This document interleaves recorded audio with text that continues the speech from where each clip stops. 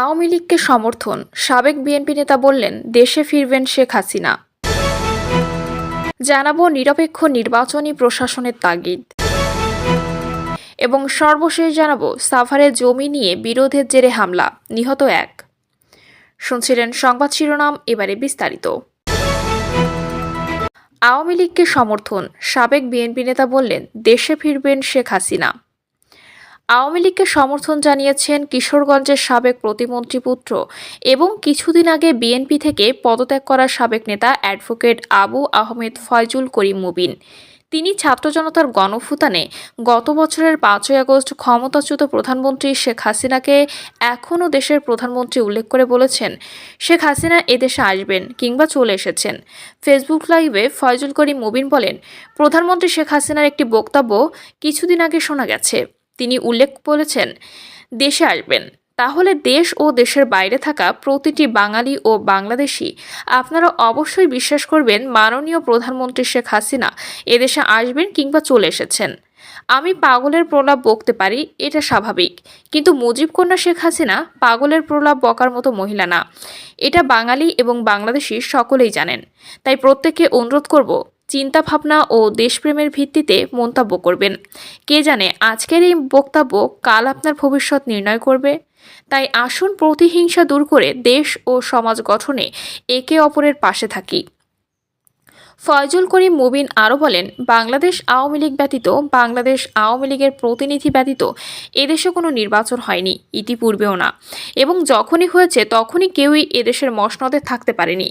এবং সবাইকে অনুরোধ করব, বাংলাদেশ আওয়ামী লীগের প্রতিটি কর্মী এবং সমর্থকবৃন্দ যারা বসে আছেন মাননীয় প্রধানমন্ত্রী শেখ হাসিনা দেশে আসবেন, তখন আপনি ভোকাল হবেন না। এ ধরনের কোনো ঘটনা ঘটতে চলছে না। যে বা যারা মুক্তিযুদ্ধের সপক্ষের শক্তি, দেশের পক্ষের শক্তি, ধর্মনিরপেক্ষতার সাথে আছেন, তারা আজই কথা বলবেন। এরপর জয় বাংলা, জয় বঙ্গবন্ধু বলে বক্তব্য শেষ করেন সাবেক এই বিএনপি নেতা। স্থানীয় রাজনৈতিক অঙ্গনে তার আওয়ামী লীগের সমর্থনকে কেন্দ্র করে আলোচনা শুরু হয়েছে। কেউ বলছেন এটি বিএনপির জন্য বড় ধাক্কা। অন্যদিকে আওয়ামী লীগের স্থানীয় নেতারা মনে করছেন, তার মতো অভিজ্ঞ রাজনীতিবিদের যুক্ত হওয়া সংগঠন আরও শক্ত হবে। এ বিষয়ে তার সঙ্গে কথা বলতে তার মোবাইলে একাধিকবার কল করলেও তিনি রিসিভ করেননি। এদিকে তার এ ঘোষণার পর স্থানীয় ছাত্রলীগ, যুবলীগ ও আওয়ামী লীগের নেতাকর্মীরা তাকে অভিনন্দন জানিয়ে ফেসবুকে পোস্ট করেছেন। কিশোরগঞ্জ পৌর বিএনপির সভাপতি ও জেলা বিএনপির সাংগঠনিক সম্পাদক আমিনুল ইসলাম আশফাক বলেন, যেহেতু তিনি সাবেক মন্ত্রীর সন্তান ও জন্মসূত্রে বিএনপি করেন, তাই আমরা একটু সময় নিচ্ছি। অনেক সময় মানুষের শারীরিক ও মানসিক সমস্যা থাকতে পারে। আমরা তাকে পর্যবেক্ষণ করছি। কিছুদিন পরে তাকে ডেকে এনে জিজ্ঞাসা করব। সমস্যা এমন মনে হলে তাকে বহিষ্কার করা হবে। নিরপেক্ষ নির্বাচনী প্রশাসনের তাগিদ। অন্তর্বর্তীকালীন সরকারের প্রধান উপদেষ্টা প্রফেসর ডক্টর মোহাম্মদ ইউনূসের বক্তব্য অনুযায়ী নির্বাচনের ট্রেন্ড চলতে শুরু করেছে। দেশ বিদেশ সবখানে প্রধান উপদেষ্টার প্রতিশ্রুতি অনুযায়ী আগামী ফেব্রুয়ারির প্রথমার্ধে ত্রয়োদশ জাতীয় সংসদ নির্বাচন হবে। তিনি বলেছেন, আগামী নির্বাচন ইতিহাসের সবচেয়ে সুষ্ঠু নির্বাচন হবে। সরকার ঘোষিত সময়ে নির্বাচন অনুষ্ঠানে কাজ করছে নির্বাচন কমিশন, ইসি। রাজনৈতিক দলগুলোর প্রস্তুতি নিচ্ছে নির্বাচনী প্রতিযোগিতার। তবে বর্তমান দলবাজ এবং দিল্লির অনুগত আমলা নিয়ন্ত্রিত প্রশাসনের অধীনে সুষ্ঠু নির্বাচন সম্ভব নয় বলে মনে করছে দেশের সর্ববৃহৎ রাজনৈতিক দল বিএনপি ও জুলাই আন্দোলনে গড়ে ওঠা দল এনসিপি। এ দুটি দল মনে করে, উপদেষ্টা পরিষদে অনেক বিতর্কিত ব্যক্তি রয়েছে যারা বেশ কিছু পদে পদায়নের ক্ষেত্রে প্রভাব বিস্তার করছেন। তাই যাদের নিয়ে প্রশ্ন উঠেছে, অথবা যারা আগামী নির্বাচনে অংশগ্রহণ করবেন, অথবা যারা কোনো দলের সঙ্গে সম্পৃক্ত, তারা সরকারে থাকলে সরকারের ভূমিকা প্রশ্নবিদ্ধ হবে এবং ব্যাহত হবে। একইভাবে প্রশাসনে এখনও ফ্যাসিস্ট আওয়ামী সরকারের চিহ্নিত দোসররা বহাল তবিয়তে রয়েছেন, তাদের রেখেও সুষ্ঠু নির্বাচন সম্ভব নয়। তাই নির্বাচনের আগে বিতর্কিত উপদেষ্টাদের এবং প্রশাসনের চিহ্নিত দোসরদের সরিয়ে দেওয়ার দাবি জানিয়েছে বিএনপি, এনসিপি। দল দুটি উপদেষ্টা পরিষদ ও প্রশাসনে থাকা দলীয় ব্যক্তিদের তালিকাও দিয়েছে প্রধান উপদেষ্টার কাছে। জানতে চাইলে গতকাল আইন উপদেষ্টা ডক্টর আসিফ নজরুল বলেন, নির্বাচনকালীন সরকার পরিবর্তন হবে কিনা এ ধরনের কোনো কিছু আলোচনা হয়নি। নির্বাচনকালীন সরকার ছোট হবে না কেমন হবে এ ধরনের কোনো দাবিও কোনো মহল থেকে উত্থাপিত হয়নি। আমাদের বিরুদ্ধে সব দলই অভিযোগ করে, এক দল বলে ওই দলের লোক আছে, আরেক দল বলে ওই দলের লোক আছে। এক প্রশ্নের জবাবে তিনি বলেন, ওনারা চেয়েছে ইন্টারিম সরকার যেন তত্ত্বাবধায়ক সরকারের মতো ভূমিকা পালন করে, নিরপেক্ষ ভূমিকা পালন করে। নিরপেক্ষ ভূমিকা পালন করার জন্য প্রধান উপদেষ্টা নিশ্চয়তা দিয়েছেন যে এখন জনপ্রশাসন বা অন্য কোনো জায়গায় বড় বড় বদলির ব্যাপারটি তিনি নিজে দেখবেন। বিএনপি বলেছে, ইন্টারিম সরকারকে তত্ত্বাবধায়ক সরকারের মতো ভূমিকা পালন করতে হবে।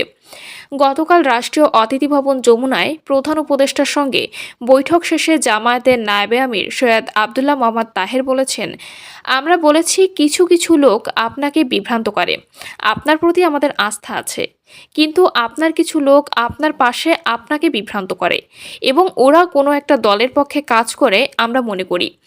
তাদেরকে তাদের ব্যাপারে আপনাকে হুঁশিয়ারি থাকা দরকার। যারা কাজ করছে তাদের বিরুদ্ধে বলেছি, সব উপদেষ্টার ব্যাপারে নয়।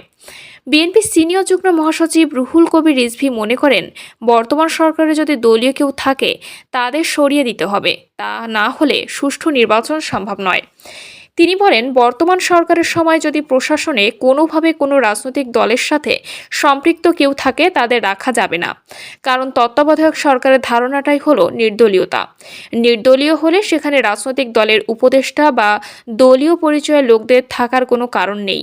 রিজভী বলেন, গত 15 বছরে নানা ধরনের অপকর্মে যারা জড়িত এবং যারা ফ্যাসিস্টদের রক্ষা করতে গিয়ে বেআইনি কাজ করেছেন তাদের প্রশাসনে রেখে অবাধ ও সুষ্ঠু নির্বাচন সম্ভব নয়। তারা গোপনে থাকেনি, অনেকে প্রকাশ্যে সহযোগিতা করেছেন, তাদের চিহ্নিত করে আইনের আওতায় নিয়ে আসতে হবে। অন্তর্বর্তীকালীন সরকার যখন তত্ত্বাবধায়ক সরকারের রূপ নেবে তখন তা নির্দলীয় ও নিরপেক্ষ হওয়া উচিত। তাহলে বিগত 16 বছর যারা ভোটে বিশ্বাস হারিয়েছেন তাদের মধ্যে আস্থা ফিরে আসবে।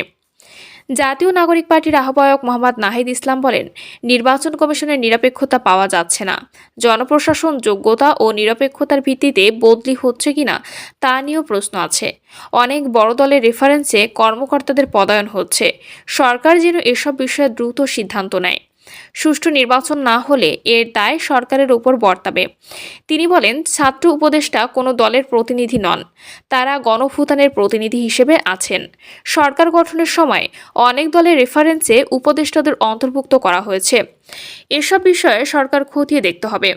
প্রশাসন ও উপদেষ্টা পরিষদ নিয়ে অভিযোগ করে নাহিদ বলেন, জনপ্রশাসনে দলীয়করণ হয়েছে, এছাড়া প্রশাসনে বিভিন্ন ভাগ বাটোয়ারা হচ্ছে, এমনকি উপদেষ্টা পরিষদের ভেতর থেকেও এ ব্যাপারে সহায়তা করা হচ্ছে।